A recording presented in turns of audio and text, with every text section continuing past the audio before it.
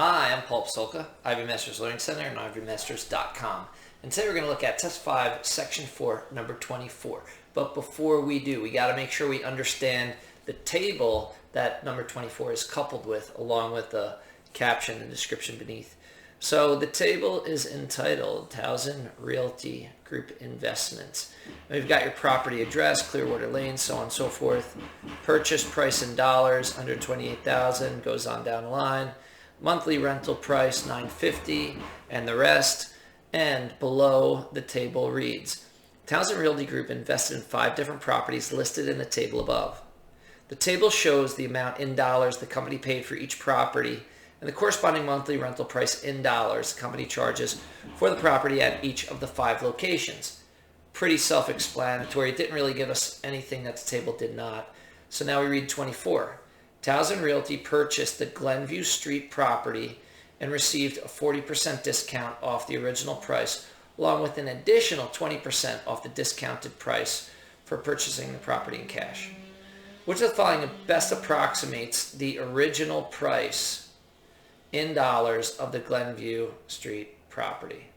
Okay, so we go to Glenview Street. Here it is. We see the purchase price, $140,000. So a little trick that you want to know in order to make this problem much simpler than it would otherwise be, which is if it's a 40% discount, then what you got to do is take 60% of it. How do you take 60% of it? You multiply by 0.6. So first off, let's give a variable. Let's say x, because everyone uses x, right? So x is the original cost of the house. So if I'm setting up my equation and it's 40% discount off the original price, so far what my equation looks like is 0.6, 40% discount you're paying for 60% of it, times x. And then you've got an additional 20% off the discounted price. So following the same logic, if it's 20% discount, you're paying for 80% of it. So you're going to multiply that also by 0.8. And that's going to give you the price you actually paid, which here is $140,000. And if you multiply 0.8 by 0.6, what you get is 0.48x. And that's going to equal your $140,000. And then if you divide both sides by 0.48, cancels here. Divide 0.48.